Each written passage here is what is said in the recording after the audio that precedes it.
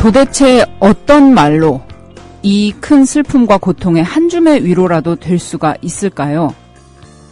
제가 짧은 기간이지만 방송이라는 걸 하면서 오프닝에는 항상 매주 시사 이슈에서 중요한 인물의 발언이나 인용구를 소개해드렸었는데요. 오늘은 감히 그런 말씀조차 드리기가 무척 어려운 날입니다. 사람이 하는 그 어떤 말로도 위로할 수 없는 슬픔과 고통, 세월호 사고 사망자의 가족들과 실종자 가족들을 아프게 만들고 있습니다. 아직도 배 안에 차가운 바다에 갇혀있는 아이들, 그 가족들을 생각하는 마음, 차마 짐작도 가늠도 저는 할 수가 없네요. 그리고 이 참사를 바라보는 우리의 마음 또한 너무나 아파하고 또 분노하고 있습니다. 한마디로 대한민국이 깊은 슬픔과 절망의 바다에 빠져 있습니다. 그런데 이렇게 수많은 비극과 부조리의 와중에서도 다시 월요일이 오고요. 일상을 지속해 나가기 위해서 노력을 해야 한다는 것, 이것 자체가 너무나도 힘든 오늘 월요일입니다. 4월 21일 월요일 김선의 시사돌직구, 오늘은 세월호 참사 관련 내용으로 여러분과 함께 하겠습니다.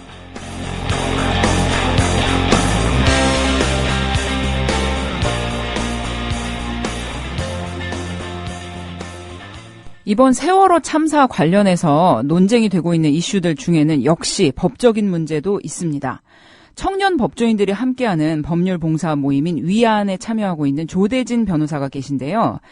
사고 이후에 법률 지원차 진도 현지에 갔다 오셨다고 합니다. 우리 조대진 변호사 연결해서 세월호 참사 둘러싼 법률적인 여러 쟁점들, 그리고 현지에 계신 실종자 가족들에게 필요한 지원들은 어떤 것이 있는지, 또 이 사고 관련해서 시급하게 해결해야 될 문제들 어떤 점들이 있는지 한번 알아보겠습니다. 변호사님. 예, 안녕하세요. 예, 변호사님 안녕하세요. 수고 많으십니다. 아닙니다. 예, 진도 현지에 다녀오셨다고 들었어요. 그런데 뭐 어떤 동기로 방문을 하시게 됐는지. 저희 청년 변호사들 법조 봉사 모임이 있는데요. 위안이라는 모임에서 이번에 사태가 또 워낙 심각하고 크고 또 슬픔에 잠겨 있어서 뭔가 도울 게 좀 있을 것 같다는 생각이 들어서 일단은 먼저 서둘러서 내려왔다가 지금 다시 올라온 상태입니다. 아, 네. 지금은 다시 서울로 올라오신 상태고요. 예, 그러시면 진도 지금 실내체육관에 네. 지금 이제 실종자 가족분들이 많이 계신데 그쪽도 방문을 하신 거죠? 네네. 팽목항이랑 진도 실내체육관 모두 갔다 왔었고요. 네. 그 유족분들도 만나서 분위기도 상황도 파악하고 그러고 오는 상태입니다. 네. 지금 우리 실종자 가족분들 그 실내체육관에 많이 계신데 정말 이렇게 많은 방송에 이미 나왔지만 이 변호사님이 목격하신 우리 가족분들 분위기, 그리고 건강 상태, 이런 것들 어떻게 지내고 계신지 궁금합니다. 그 방송에 따르면은 많은 부모님들이 식음을 전폐하고 계시고, 그리고 또 아프신 분들, 또 암 환자로 치료를 받고 계신 분들까지도 어떤 치료를 일체 거부하시고 계신다는 말씀을 들어서 매우 염려가 되고 있는 상황이거든요. 어떻게 지내고 계십니까? 국민 여러분들도 다 아시겠지만, 일단은 워낙 어린 학생들이, 가족의 어떻게 보면 제일 사랑을 많이 받았을 학생들이 지금 위급한 상황에 처해 있는 상태였기 때문에, 부모님들은 식사는 물론이고, 지금 식음을 전폐하시고, 또 실신하신 분도 계시고요. 곳곳에서 또 링거를 맞으시면서, 겨우겨우 그 사태 상황을 지켜보시는 분도 계시고요. 그리고 거의 어머님들, 아버님들이 이제는 좀 탈진 상태까지 되셔서 많이 누워 계신 상태도 많이 파악하고 왔습니다. 네. 지금 현장에는 어떤 의료 지원이나 심리 상담사 같은 분들이 이미 다 계신 거죠? 네네. 보기에는 약사회라든지 대한 의사회에서도 지금 무료로 이렇게 활동을 하는 걸로 구급팀이 와서 이렇게 진료도 봐주시고 있는 상황이어서 위급한 상황에 대해서 대비를 하고 있는 상태인 걸로 파악이 됐습니다. 네. 참 그렇게 지원의 손길들은 많이 이제 대기를 하고 있지만, 이 자식의 생사를 알 수 없는 부모님들이 어떻게 자기 몸을 돌보시겠어요. 정말 너무나 힘든 상황에 계실 줄로 생각이 되고, 또 이제 실종자가 이제 사망자로 발견이 됐다, 이런 상황이 왔을 때 정말 느끼실 그 고통, 정말 상상도 할 수가 없는 그런 상황인 걸로 짐작이 되고 있습니다. 변호사님이 직접 이제 실종자 가족분들 만나셨는데, 변호사님께 특별히 어떤 부탁이나 뭐 요구를 하신 게 호소한 뭐 내용들이 있다면은 저희가 좀 같이 나눴으면 하는데요.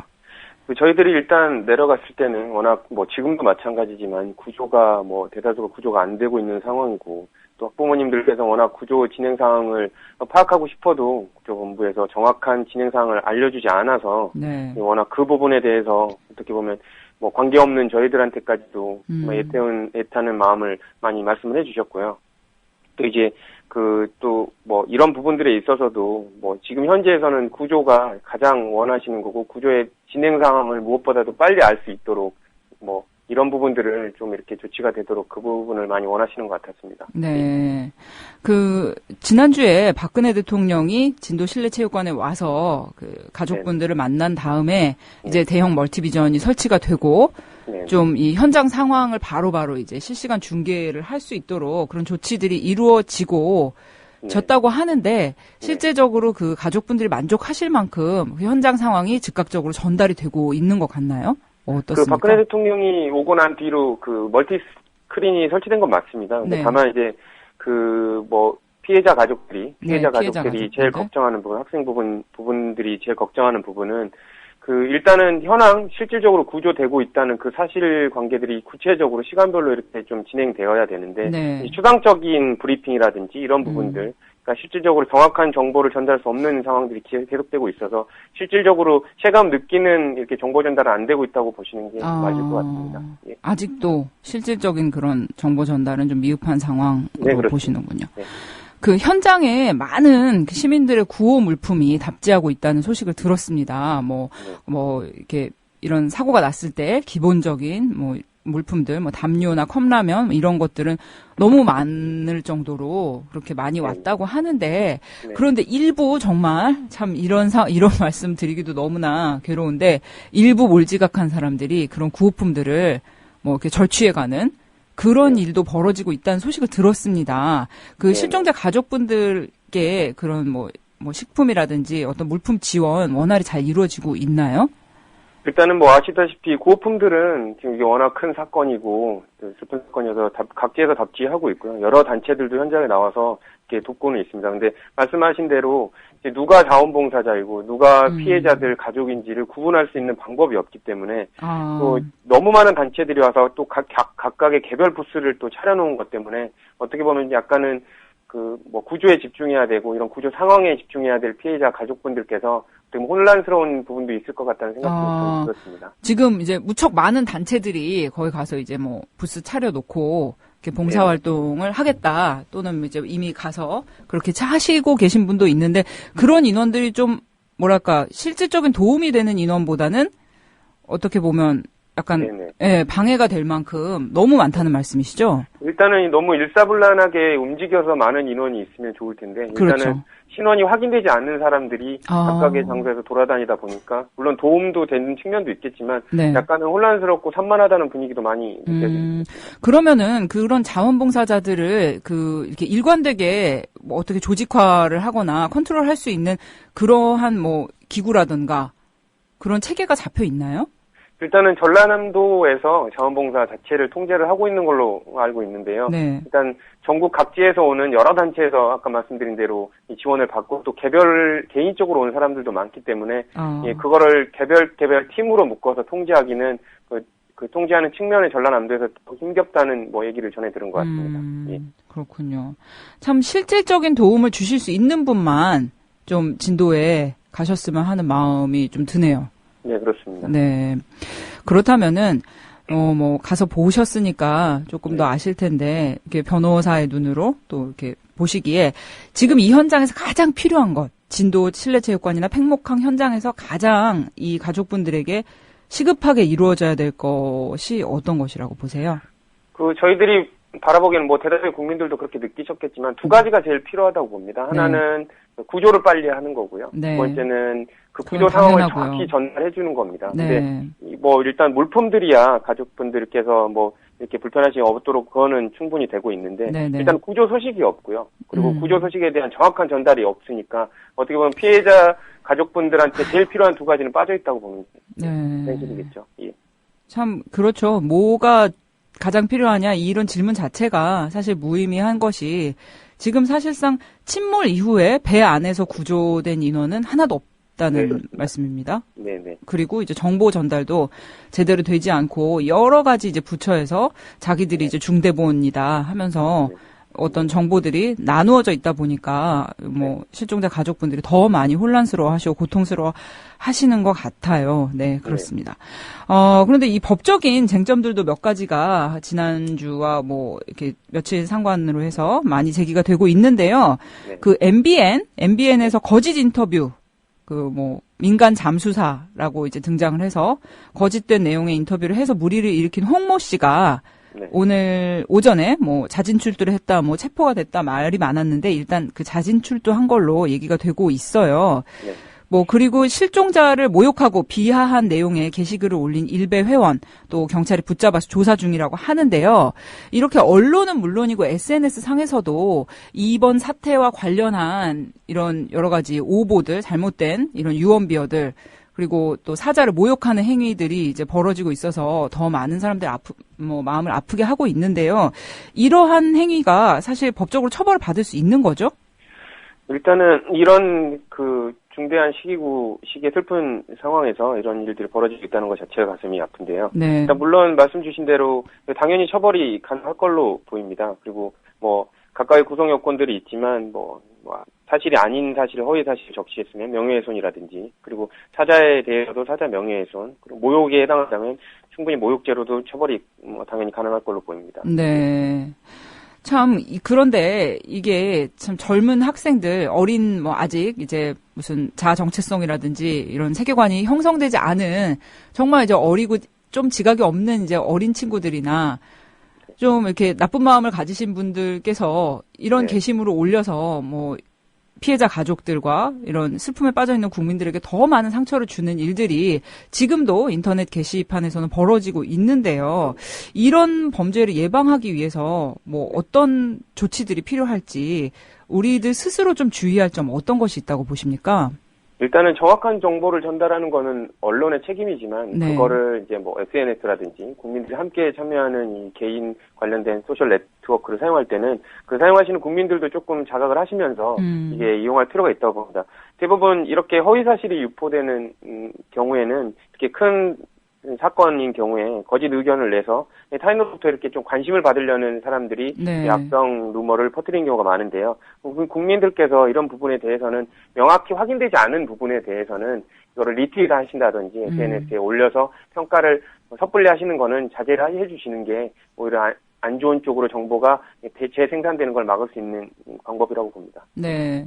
워낙에 지금 이제 벌어지고 있는 사태가 크고 중대하고 많은 분들이 이 사건에 대해서 감정 몰입을 하고 슬퍼하고 정말 왜 이렇게 빨리 구조가 되지 않고 저 어린 학생들이 얼마나 괴롭고 고통을 받고 있었을까 생각을 하면 너무나 마음이 아파서 많은 분들이 관심을 갖고 계시다 보니까 확인되지 않은 얘기들 또는 이렇게 상당히 그 의구심이 가거나 출처가 불분명한 이런 이야기들을 굉장히 신뢰하게 되는 그런 어떤 뭐 마음의 움직임이랄까 이런 것들이 있는 것 같고 참 그래서 이렇게 피해자 가족분들이 더 마음에 이렇게 상처를 입지 않으실까 굉장히 좀 걱정이 됩니다. 네, 그렇습니다. 네. 그리고요. 참 이것도 이렇게 언급 드리기가 참 놀라운 소식인데 어떻게 인간으로서 이럴 수 있나 싶은 이야기들이 돌고 있어요. 그 실종자 가족들이 모여있는 진도 실내 체육관에서 그 자신을 민간 잠수사다라고 이제 사칭을 하면서 1억 원을 주면 실종된 아이를 꺼내주겠다. 이렇게 하고 다니는 사람들이 있다는 얘기를 들었어요. 게다가 또 안산 등지의 장례식장에서 자기가 경기도 교육청 직원이다. 그러면서 장례비 관련해서 어떻게 도움을 주겠다고 하면서 또는 이제 갈취를 하려는 그런 사람들. 참 이런 사례들도 게다가 이 세월호 사고 영상이다 이런 식으로 하면서 핸드폰에 이제 문자가 오는 거예요. 그래서 클릭을 하면 스미싱 사이트로 연결이 돼서 개인정보를 빼가는 이런 뭐 다양한 이 사건에서 파생된 이 사건을 정말 자기의 이익을 위해서 이용하는 정말 천인공노할 이런 나쁜 사람들까지 등장을 하고 있는데 시민들이 이런 것에 대해서 주의해야 할 점 어떤 것이 있을까요? 일단은 뭐 그 실종자 가족들은 뭐 이게 너무 안타까운 마음에 지금 뭐 지푸라기라도 잡고 싶은 심정을 이용을 해서 이렇게 하시는 안 좋은 분들이 계신데요. 네. 일반적으로 국가적으로 이렇게 큰 재난적인 사회 사건에 대해서 이렇게 사고 수습이 되기도 전에 개인적인 해결책을 뭐 제시할 수 있는 능력이 있거나 직원이 개별적으로 당사자에게 연락하는 경우는 드뭅니다. 그래서 따라서 이런 신원을 뭐 확인할 수 없는 사람이 접근을 해와서 뭐 해결책을 제시한다든지 이럴 때는 일단 그 신원에 대해서 의구심을 갖는 게 중요하고요. 이제 사고 수습이 이번 사건 같은 경우에도 이루어지는 것과 동시에 이런 부분들의 피해를 추가적으로 아마 더 생길 수가 있으니까요. 네. 부모님들께서도 의견을 좀 단일화하는 협의체를 만들어서 아. 함께 대응하실 필요도 있다고 보여집니다. 네. 그리고 뭐 스미싱 문자 같은 것은 가급적 클릭하지 않도록 네, 하는 것도 네. 중요하겠고요. 네네. 아, 참, 어떻게 이러한 사태에 정말 누구나 같이 공분을 해야 마땅한 이러한 사태에서 어떤 자기 경제적 이익이나 이런 것을 취하려고 하는 사람들이 있다는 것 자체가 굉장히 실망스럽고, 네, 참 놀랍네요. 네네. 아, 그런데 이번 그 세월호 참사 관련해서 이제 언론들의 보도 태도도 굉장한 비난을 받고 있어요. 이 사태가 이런 중대한 사태에 대해서 이제 경마식으로 어떤 스포츠 중계처럼 속보 경쟁을 하다 보니까 사실에 대한 그 명확한 확인이나 뭐 출처 또 그런 발언을 한 사람에 대한 어떤 평판 확인 없이 마구잡이로 보도를 내보내다 보니까 오보를 하는 경우가 굉장히 많은데요. 지금 며칠간 그 언론사들의 오보 리스트만 봐도 아, 정말 우리나라 언론의 수준 너무 부끄럽다. 이러한 말까지 나올 정도고 실제로 팽목항이나 진도실내체육관 계신 그 피해자 가족분들께서 우리나라 언론, 국내 언론보다는 외신을 더 의지하면서 자진해서 인터뷰를 하시고 계신 뭐 실정이라고 하는데요. 이렇게 오보를 남발한 언론사에 대해서도 어떤 법적 제재나 처벌 있어야 하지 않을까요? 어떻게 가능할까요? 일단은 언론 자체가 그 일반 타인보다 큰 책임을 묻는 것이 이제 언론이 공공적 기능을 갖고 이제 공표를 하면 공공적 파급력이 크기 때문인데 네. 그럼에도 불구하고 이번 사건을 접하면서 언론들이 약간 실적 위주 아까 말씀 주신 대로 이게 약간 자극적인 보도 같은 거를 통해서 이제 사실관계를 정확하게 파악하는 언론의 기능보다는 실적을 올리기 위한 그런 부분들이 있어서 이 같은 오보에 따른 책임들은 이제 뭐 방송통신위원회라든지 이런 쪽을 통해서 명확한 책임을 물어야 될 것 같고요. 네. 그리고 이제 확인되지 않은 사실에 대해서 보호돼서 피해를 입은 당사자들, 뭐 실종자 가족들이라든지 이런 부분에 대해서는 별도의 민사적인 책임도 묻는 게 옳지 않나 그렇게 생각이 됩니다. 네. 그 검경합동수사본부에서 그 세월호의 항해사 3명 그리고 기관사 1명에 대해서 체포영장 발부했죠. 네네. 예, 그런데 그 세월호의 승무원들이 선언법을 지키지 않은 점에 대해서 이제 처벌을 해야 한다. 이렇게 얘기가 나오고 있는데 해외 사례하고 비교해서 우리나라 처벌 강도 어떤가요? 그리고 이제 선언법에 대해서 그 승무원 처벌은 어느 정도까지 가능한가요? 일단은 저희하고 이렇게 명확히 말씀드리면 해외 사례 뭐 많이 요즘 언급되고 있는 이탈리아 콩코르디아 사건 같은 경우에는 네. 이제 뭐 선장도 그렇고 다른 선원들도 이제 뭐 구형 정도만 보더라도 뭐 2,600년의 뭐 명수단 곱해서 그렇게 구형이 됐으니까 아주 네네. 중대하게 처벌을 받고 있는 상황인데요. 저희들이 이번에 선장 외에 승무원들에 대해서는 뭐 유기치사죄, 순환구호법 위반 혐의만 적용이 됐기 때문에 외국의 법규 처벌 규정에 비해서는 아주 희생된 사람에 비해서는 아주 경미한 처벌로 유지되고 있다고 봐야 될 것 같습니다. 그렇습니까? 예. 일각에서는 이 선장에 대해서 무책임하게 이제 사고 초기에 배를 버리고 자신만 탈출한 이 선장에 대해서 무기징역까지 가능하다. 이런 얘기가 있는데 뭐 법적 근거가 있는 말인가요? 일단은 그 피의사실 혐의로는 그 선장에게는 5가지 범죄 혐의가 적용됐습니다. 네. 도주 선박에 대한 선장 또는 승무원에 대한 가중처벌, 특정범죄 가중처벌 위반이고요. 그다음에 형법상 유기치사, 업무상 과실, 순환구호법, 선언법 이렇게 5가지로 네, 있습니다. 5가지. 그래서 형량을 따져봤을 때는 선장의 경우 같은 경우에는 무기징역까지 가능할 수도 있어 보입니다. 다만 네. 더 중요한 거는 이런 형법상의 법적 근거보다도 이렇게 많은 그 실종자들을 두고 떠난 그 도의적이나 윤리적 책임을 더 본인이 느껴야 되지 않을까 싶습니다. 네. 지금 국민TV 라이브로도 방송이 되고 있는데요. 그 어제 이제 실종자 가족분들이 청와대로 가겠다 하시면서 진도대교까지 행진을 하셨단 말이에요. 그랬을 때 경찰 병력들이 대거 등장해서 청와대로 가겠다고 이제 하는 가족들을 막아서고 또 체증 카메라를 정말 수십 대를 동원해서 이 현장을 체증하는 일까지 했는데 이게 법적으로 근거가 있는 일인가요? 이 체증하는 것이요? 일단은 체증이라는 것 자체를 뭐 명확히 알아야 될 것 같은데 체증이라는 게 뭐 범죄 위법 상황에 우려가 있을 때 그 증거 조사를 위해서 이제 비디오라든지 촬영, 녹음 등을 하는 행위를 말을 하고 있습니다. 네. 근데 이제 이 사건에 관련해서 체증이 문제가 될 수 있다고 보여지는 이유는 유족 측이 어떻게 보면 뭐 이게 격앙된 반응을 조절해줄 필요도 있겠지만 네. 뭐 이게 무조건 위법 상황이란 걸 전제로 해서 체증을 적극적인 체증을 했다는 거는 아주 문제가 있어 보입니다. 네, 뭐 그분들이 딱히 어떤 위법 상황을 저지른 것도 아니지 않습니까? 네, 그렇습니다. 네, 그런 상황에서 체증은 분명히 뭐 과도한 행동인 것 같다. 네네. 네, 참 많은 경찰력이 동원이 된 것 같아요. 저 진도가 무슨 뭐 내륙에 있는 대도시도 아닌데 저렇게 빠른 시간에 많은 경찰력, 경찰버스 동원이 되었는데 혹시 어느 정도 경찰력 동원되었는지 말씀 들으신 건 있으세요? 그 초기에는 100명 정도 동원된 걸로 뭐 알고 있었는데요. 네. 뭐 후에는 뭐 한 300명이 넘는 경찰이 된 걸로 파악이 되고 있고요. 아, 그리고 뭐 진행자께서도 말씀하셨다시피 이렇게 뭐 진도라는 아주 외진데 어떻게 저런 빠른 병력들이 뭐 경찰력이 올 수 있었나, 뭐 구조를 그렇게 신속하게 해줬으면 좋았을 텐데라는 그러게요. 우스갯소리도 나오고 그랬던 걸로 들었습니다. 네. 예. 그러니까 이번 사태에 대해서 공권력이 가장 빠르게 작용을 한 것이 맞습니다. 바로 어제의 경우가 아니었나 싶습니다. 참 답답하고요. 앞으로 변호사님 계속 이 진도를 오가실 것이라고 하는데 앞으로 우리 그 변호사님 앞으로 계획 어떻게 되십니까?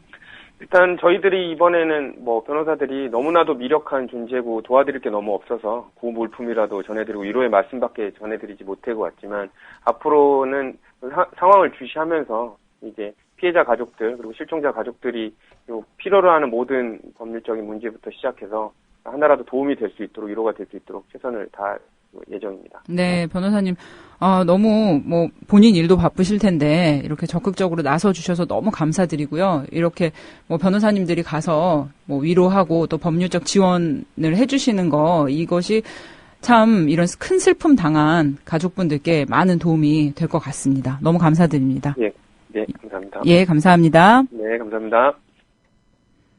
예, 지금까지 그 법률 봉사 모임, 청년 법조인들의 법률 봉사 모임이 위안, 그리고 법무법인 동안에 함께하고 계신 조대진 변호사로부터 그 진도 현지 상황들, 법적인 문제들에 대해서 설명 들어봤습니다.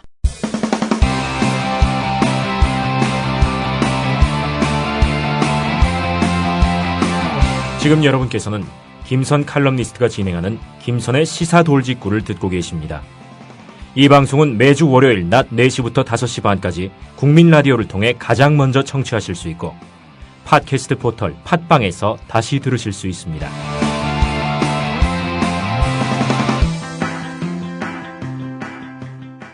이번 세월호 참사, 이것이 인재가 아닌 관제다. 이런 말이 나오고 있네요. 한마디로 정부의 그 위기관리 시스템의 부재가 초래한 한마디로 관료가 만든 재앙이다. 이런 평가가 나오고 있습니다. 실제로 사고 초기부터 엿새가 지난 지금까지 정부의 위기관리 시스템은 거의 뭐 있는지조차 모를 정도로 유명무실한 실정인데요. 이 와중에 과거 참여정부 때 설치되어 운영되었던 NSC에 대한 얘기가 다시 나오고 있습니다. 그 NSC가 유지되었다면 사태가 이렇게까지 커지지는 않았을 것이다. 이런 말들 또한 나오고 있는데요. 그래서 이번에는 참여정부에서 국정홍보처장으로 일했던 김창호 전 처장님을 연결해서 참여정부의 NSC 그리고 이러한 대형 재난 상황 때 국가의 역할 어떻게 작동해야 하는지까지 한번 말씀 들어보겠습니다. 김창호 전 처장님. 예, 김창호입니다. 예, 안녕하세요, 처장님. 네, 예. 안녕하시냐는 말씀을 제가 이제 반사적으로 하고 나서 예. 지금 안녕하시지 못할 것 같아서 예. 저도 좀 그렇네요. 예, 우리 저 실종자 가족 생각하면 참 밥이 입에 들어가지 않은 상황이죠. 네, 참. 네. 너무 모든 분들께 힘든 날들인 것 같습니다. 정말 예, 이렇게 참담하죠. 네, 참담. 어려운 상황에서 이렇게 연결해 주셔서 감사하고요. 예. 지금 청해진 해운의 세월호 참사 시간이 지날수록 이 사고에 대해서 예. 공분이 커져가면서 사고 예. 자체에 대한 이런 억울함과 비통함 이런 것도 있겠지만 이 사고를 다루는 정부의 자세 태도에 대해서도 많은 예. 시민들이 분노하고 있습니다. 예, 이게 예. 인재를 넘어서 이 정부 공권력의 무능 이런 것들이 예. 총체적으로 이번에 드러난 관제다 이러한 말들이 나오고 있는데요. 예. 뭐 이제 정부에 참여하셨던 분으로서 세월호 참사 어떻게 지켜보고 계신가요? 우선 그 후진국일수록 그 아이와 여성의 안전이 잘 보장되지 않아서 아이와 여성과 관련된 사고들이 많습니다. 뭐 아시겠습니다만은 얼마 전에 그 부산외대 학생들 MT 갔다가 네. 또 많은 학생들을 우리가 잃었고요. 뭐 등등 해서 이런 일들이 계속 반복적으로 일어나는 일들이 되어버렸죠. 그 네. 개별적인 사안을 들여다보면 각각의 그 관리하는 개인이나 개인들의 실수에 의해서 미시적으로 보면 인재인 것처럼 보이지만 전체적으로 보면 이 대한민국 시스템의 문제, 이 관제, 그러니까 이 관리 체계의 문제, 정부의 문제라고 봐야 되겠죠. 이런 것들이 참 우리가 이런 수준의 대한민국에 살고 있나 하는 그 참담한 심정이죠. 네. 참 그리고 이제 많은 분들이 과연 국가가 이런 어려움의 상황에서 나를 지켜줄 수 있을 것인가? 예. 이게 참 기본적으로 국민들은 이제 뭐 정부의 이런 예. 권력을 대의 권력을 위임을 하고 예. 기본적인 보호를 당연하게 받는 것으로 예. 이렇게 이제 사회개혁이 성립이 되는 것인데 예. 그러한 기본적인 신뢰가 많이 무너져 있다 이런 생각이 듭니다. 대통령 취임 선서에 국민의 생명과 안전을 책임진다고 이렇게 선서를 하지 않습니까? 네. 그것은 물론 대통령 개인의 문제가 아니고 대통령이라는 하는 권력을 중심으로 해서 정부 운영 체계 전반을 그분에게 맡기는 것인데, 네. 실제로 그러니까 이분들이 이 인치의 한계를 넘어서지를 못한 것 같아요. 아, 인치요? 예, 네. 인치. 그러니까 이것이 대통령을 중심으로 해서 하위 공무원까지 하나의 시스템이 움직인다고 생각을 해야 되는데, 이것은 대통령 개인의 통치로 생각을 하는 경향들이 있는 것 같습니다. 그러다 보니까 뭐 저는 대통령께서 국민들의 생명과 재산을 보호할 의사가 없는 것은 아니겠지만, 그러나 그것을 효율적으로 운영하는 이 시스템에 대한 이해는 좀 부재한 것이 아닌가 이런 의존을 할 수밖에 없습니다. 네. 지금 오늘까지 뭐 사고가 일어난 지 엿새째가 되어가고 있는데요. 엿새 예. 동안 그 여객선 탑승자 숫자는 집계 숫자는 5번. 그리고 예. 실종자 집계 숫자는 무려 7번이나 바뀌어서 이제 예, 기다리고 있는 가족분들께 예. 엄청난 고통과 혼선을 주었습니다. 예, 예. 그런데 이 위기 상황을 총괄해서 대응한 지휘 체계가 없고 이 각 예. 부처, 뭐 안행부는 안행부, 뭐 방재청은 방재청 이렇게 따로따로 이 위기 관리 그렇죠. 시스템이 뭐 예. 5개, 6개 정도가 중앙이란 이름으로 난립이 되면서 예. 이런 일이 벌어지고 있다는 비판이 거센데요. 예, 그 예. 정상적인 상황이라면은 이런 예. 위기 관리 시스템 어떻게 운영돼야 맞는 걸까요? 저는 이제 노무현 정부에서 국정홍보처장을 지내면서 네. 국정홍보와 관련된 총괄 컨트롤 타워였거든요. 네. 그런데 이와 같은 위기 상황, 위기 재난과 관련된 컨트롤 타워가 청와대 NSC라고 있었죠. 네, 그렇죠. 근데 지금 이제 이 박근혜 정부에 들어와서 이번 사건을 들여다보니까 이 컨트롤 타워가 없습니다. 지금 중앙재난대책본부라고 해서 있긴 있습니다만은 제가 볼 때는 이 중앙재난대책본부는 힘이 없습니다. 힘이 없고 이 부서 저 부서에서 그냥 파견받아서 운영하는 부서인 것 같은데 그러다 보니까 각 부처에서 개별적으로 이 사태에 대응할 수밖에 없게 되는 것이죠. 네. 제가 어저께 진도에 내려가니까 해수부에서 파견된 공무원들이 현장을 전체적으로 총괄한다고 되어 있는데 해수부 공무원이 무슨 힘이 있습니까? 그래서 그러다 보니까 현장에는 각 부처에서 파견된 공무원들로 넘쳐나고 있습니다. 그러니까 전체적으로 일원화되어 있지 못하고 여러 공무원들이 자기 부처의 보호를 위해서 뛰어다니다 보니까 자기 부처의 굉장히, 보호요? 예, 굉장히 비효율적으로 움직여지고 있는 것이죠. 뭐 자기 부처의 보호라고 하면은 어떻게 이런 사태에 대해서 해수부대로 보호하고 네. 그다음 또 행자부는 안행부는 안행부대로 보호하고 하면 등등이 이렇게 중구난방으로 이루어지고 있는 게 아닌가 하는 이 대충 제가 의견 이렇게 봤을 때 네. 이것이 일원화돼서 조직적으로 움직인 것 같지 못하다 이런 느낌을 받았죠. 아니 이런 사태 앞에서도 예. 자기 부처의 어떤 안위라고나 할까요? 예. 그런 것을 생각하는 식으로 공무원들이 예. 움직이고 있다면 이거 정말 큰 문제인데요. 그렇죠. 그러니까 대통령이라는 자리가 말 한마디 하면 밑에 조직이 다 움직이는 것이 아니고 네. 자기 말을 관철시켜내기 위한 조직을 운영하는 노하우와 전략을 갖고 있어야 되는 겁니다. 그 시스템을 움직일 수 있는 이 소위 시스템에 대한 이해가 있어야 되는 것이거든요. 네. 예, 그런데 그저 말 한마디로 이런 것이 그 지휘체계가 일어나되거나 효율적으로 움직이는 것이 아니거든요. 그래서 제가 볼 때 가장 중요한 것은 컨트롤 타워가 지금 없다. 네. 그저 대통령 지지에 따라서 총리가 나와서 방패막이 역할을 하고 공무원들은 여럿이 나와 있지만 무엇이 어떻게 일이 진행되는지 아무도 효율적으로 운영되는 것이 없다. 이런 느낌을 받고 있다는 거죠. 네. 진도 현지에 가서 예. 보시니까 그러한 상황들이 더 와닿으셨을 것 같습니다. 예. 네. 그런데 방금도 말씀하셨지만 이제 김창호 전 처장님께서 국정원보처에 재직하시던 당시 참여정부에서는 그 국가안보회의 NSC를 운영해서 그 안보와 재난 또 이런 위기 상황에 대한 270여 가지의 대응 매뉴얼을 만들어서 운영했었단 말입니다. 278가지요. 278가지요. 네. 이 278가지가 다 개별적인 어떤 뭐 해상에서의 사고, 뭐 육상에서의 사고, 뭐 지진, 뭐 해일, 사건의 종류에 따라서 278가지 매뉴얼을 만들었죠. 네. 그런데 그 이명박 정부에서 뭐 어떤 슬림한 정부, 뭐 작은 정부 이런 식으로 슬로건을 내걸면서 이 NSC를 폐지해 버렸단 말입니다. 예, 그렇습니다. 네. 그런데 그렇다면은 뭐 참여정부에서 이 NSC가 운영되던 당시에 위기 상황에 대한 대응 어떻게 이루어졌었나요?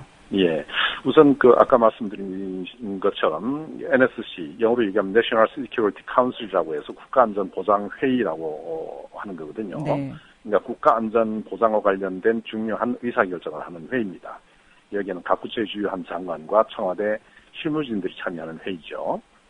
근데 그 회의 밑에 위기관리 사무처가 있고 위기관리센터가 있습니다. 네. 그러니까 이 국가안전보장회의는 중요한 의사를 결정하지만 일상적으로는 이 사무처와 위기관리센터가 작동하고 있거든요. 근데 청와대의 지하 벙커에 들어가 보면 당시에는 그러니까 뭐 거의 한 100개 가까운 이 모니터가 장착이 되어 있고 그 모니터에는 대한민국에서 수집될 수 있는 모든 데이터가 다 올라가 있습니다. 뭐 영상이라든지 모든 정보들이 다 오고 있는 건가요? 예. 그리고 뭐 예를 들자면 철책선에서 총격전이 벌어졌다고 하면 철책선에 서 있는 이 웹카메라에 의해서 바로 청와대로 그대로 중계가 되도록 되어 있거든요. 네.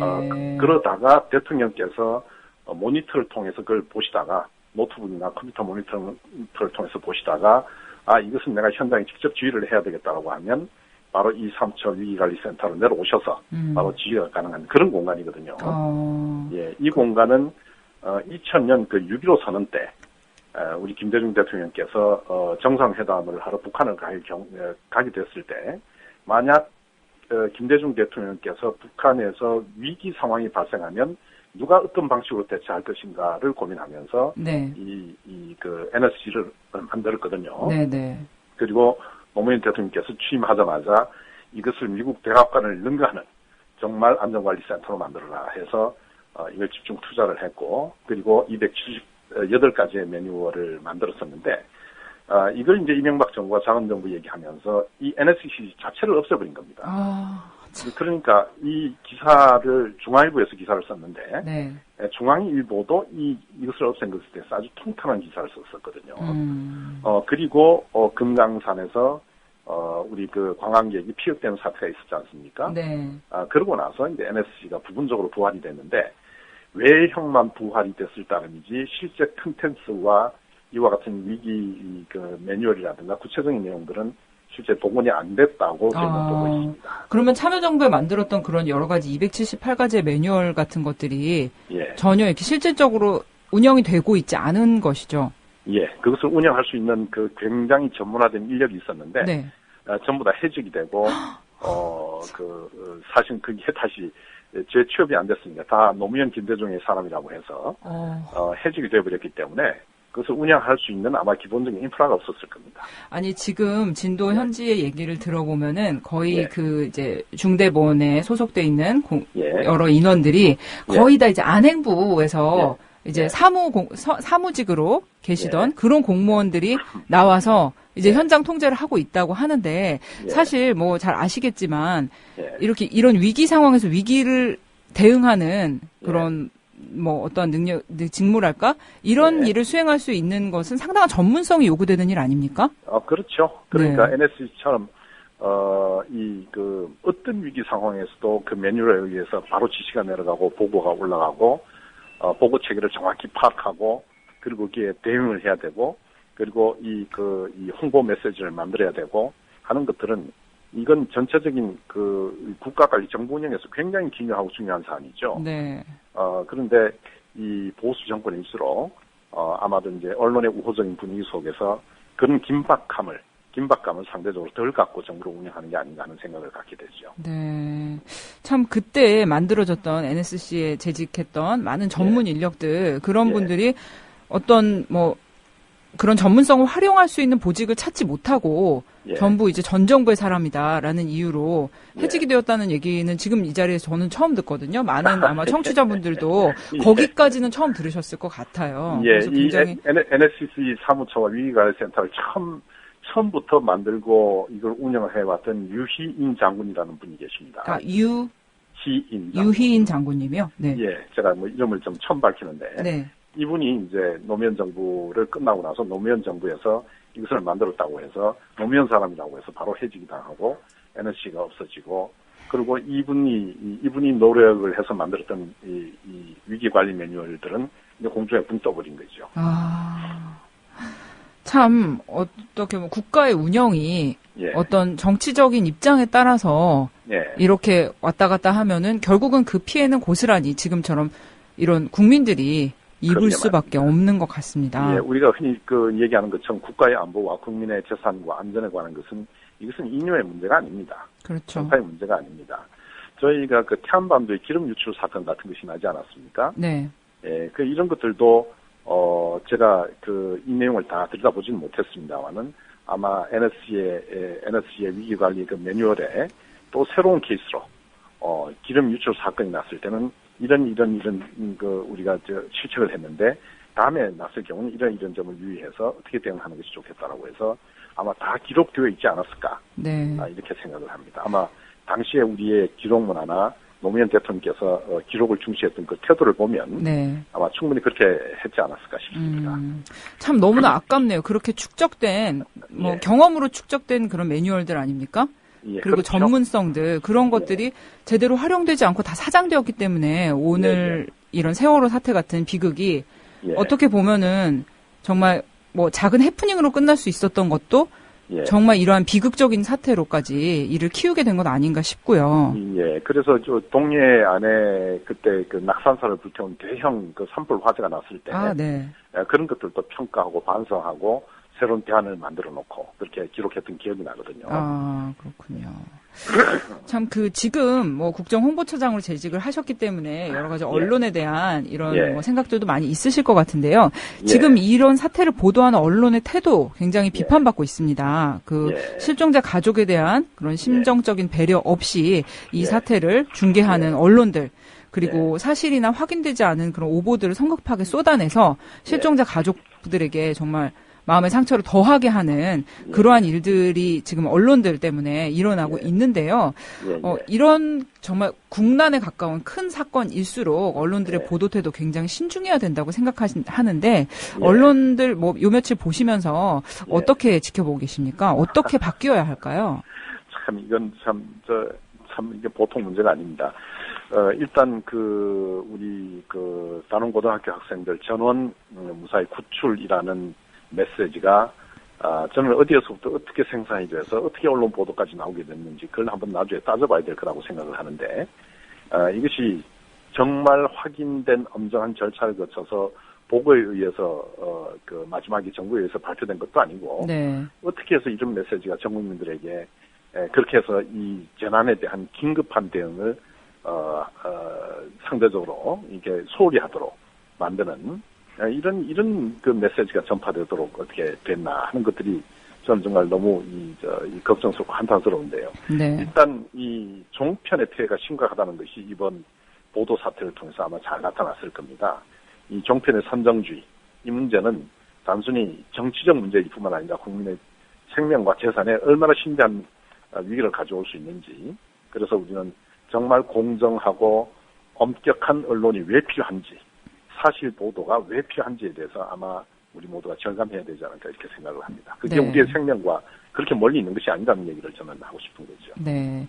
게다가 오늘 그 조선일보, 동아일보 이런 신문들의 사설에서는 예. 대통령은 진정성 있게 잘하는데 관료들이 무능해서 이런 사태 키웠다. 이렇게 호도하는 뭐 내용들 사설을 볼 수 있었습니다. 예. 그런데 사실 이런 모든 국가에서 일어난 일에 대한 최고 책임자, 국정 최고 책임자는 대통령 아닙니까? 예. 그런데 대통령도 오늘 마치 꾸짖는 입장으로 이런 말씀을 하셨단 말이에요. 그리고 예, 또 예. 주류 언론들이 그런 분위기를 조성하는데 좀 예. 기여를 하고 있는 것 같은데요. 예. 이건 정말 참 어떻게 보면 무의미한 가정일 수도 있겠지만 만약에 참여정부에서 이러한 대형 재난 사태가 일어났다. 그랬다면 주류 언론들이 어떻게 반응을 했을까요? 예, 이제 이런 얘기죠. 감독은 잘했는데 선수를 못했다. 네. 이게 말이 성립됩니까? 선수 못하면 감독의 책임이죠, 결국은. 그렇죠. 공무원들은 대통령이 질타를 하면 장관과 차관과 국장급까지는 움찔합니다. 근데 그 밑으로 내려가면 대통령이 뭐라고 떠들든 말든 이게 자기한테 불똥이 튀어서 인사상 불이익을 받지 않으면 된다라고 생각하는 사람들이 저는 상당히 많이 있다고 생각을 하거든요. 그리고 현장에서 움직이는 사람들은 또 다른 생각을 한단 말이에요. 네. 그럼 대통령은 지시를 할 때 이것을 어떤 시스템으로 어떤 지시를 하고 어떻게 시스템을 돌려야 밑에 사람들까지 정말 열정적으로 이 문제에 대해서 뛰어들 수 있도록 만들 것이냐. 이걸 고민해야 되는 것이죠. 그게 리더고 그것이 대통령입니다. 네. 근데 그거에 대한 고민이 없이 그냥 말 한마디 하면 문제가 해결이 된다? 이렇게 생각하는 것은 정말 아니죠. 이 시스템에 대한 이해가 없는 것이고 현대사회의 복잡성에 대한 기본적인 이해나 철학이 부족한 사람이죠. 네. 이런 사람이 대통령이 된 것에 대해서 우리 국민의 참 선택한 겁니다만은 저는 참 이해할 수가 없고요. 참여정부에서는 이런 부정적인 언론들, 어떻게 보면 어떤 경우에는 적대적인 언론이었는데 이 적대적인 언론 환경을 우리는 오히려 적절히 활용을 했습니다. 활용한다는 얘기는 무슨 얘기냐면 오히려 이 아랫도리에 있는 공무원들, 하급직급 공무원들이 이 언론의 그와 같은 정말 맹수처럼 달려들고 그 적의를 갖고 달려드는 이 언론들의 꼬투리 잡히지 않기 위해서 정말 빈틈없이 열심히 일을 했거든요. 네. 다시 말씀드리면 대통령이 꼭대기에서 지시하고 명령한다고 다 해결되지 않기 때문에 바로 언론의 건전한 긴장 관계를 통해서 공무원들이 제대로 움직이도록 하는 하나의 우리는 계기나 동력으로 삼았다는 거죠. 네. 그러니까 노무현 대통령은 이 시스템에 대한 이해가 조금 다른 정치인들에 비해서 훨씬 더 앞서가는 분이었다고 저는 생각을 합니다. 네. 이제 마지막 질문 드릴게요. 짧게 지금 말씀 많이 해주셨는데 짧게 답변해 주시면 되겠고요. 그 세월호 사태 정말 이 사태는 정말 우리 모두의 일이라고 여겨질 만큼 엄청난 참사고요. 자식 가진 부모는 물론이고 그 또래 친구가 있는 학생들 그리고 그 또래 또 손자가 있는 어르신들까지 정말 누구 하나 뺄 것 없이 온 국민이 슬퍼하고 분노하면서 저 차가운 바다에 생존자가 돌아오기를 기원하고 있습니다. 그런데 사태 해결이 이제 점점 늦어지고 정말 관가의 태도가 너무나 무신경하게 이제 대응을 하고 있으면서 극심한 우울감 또 분노를 표현하는 시민들이 너무나 많은데요. 공직자로 이제 계셨던 분으로서 이런 사태에 대해 정부가 어떻게 국민의 마음을 위로하고 또 이런 사회의 신뢰를 회복할 수 있을지 짧게 답변 부탁드릴게요. 우선 지금 세월호 참사에 대한 그 전후의 사건의 맥락을 정확히 밝히는 것이 1차적이고요. 그다음에 사후적이지만 이 시스템을 고치는데 모든 정치권과 사회가 협의를 해서 함께 이 시스템을 고쳐야 됩니다. 이제 더 이상 산풍이나 또 다리가 무너지고 건물이 무너지고 사람들이 정말 MT 같은 학생들이 무너지고 배가 가라앉고 이런 일들이 더 이상 반복돼서는 안 된다는 절박함을 가지고 우리가 이 시스템을 고쳐야 됩니다. 그러나 이것만으로 과연 우리 국민들의 이 분노가 과연 진정이 되고 치유가 될 수 있을까? 저는 그렇다고 보지 않습니다. 정치라는 것은 일정 정도 정치적 행위를 통해서 이것이 해결되는 과정을 보여줘야만 국민들이 납득하고 또 국민들의 분노가 가라앉지 않을까 이렇게 생각을 하는데요. 만약 우리가 내각제였다라고 하면은 지금 내각 총사퇴를 하고 재선거가 이루어져야 될 이 굉장히 심각하고 중대한 사안입니다. 네. 그렇다고 해서 우리가 현직에 있는 대통령을 현직에서 물러나라 이렇게 얘기를 할 수는 없습니다. 그것은 우리가 더 많은 위기를 가져올 수 있기 때문에 그러나 지금 내각 총사퇴와 같은 이 굉장히 중요한 정치적 결정이 수반돼야 할 중대한 사안이다. 이렇게는 제가 말씀드릴 수가 있습니다. 네. 네, 지금까지 그 참여정부에서 국정홍보처장 지내셨던 김창호 전 처장님 모시고 이런 사태에 대해서 여러 가지 말씀들 들어봤는데요. 어려운 시간에 연결해 주셔서 감사합니다. 예. 예, 감사합니다. 예. 예, 1부 여기서 마치고요. 2부에서 다시 돌아오겠습니다. 국민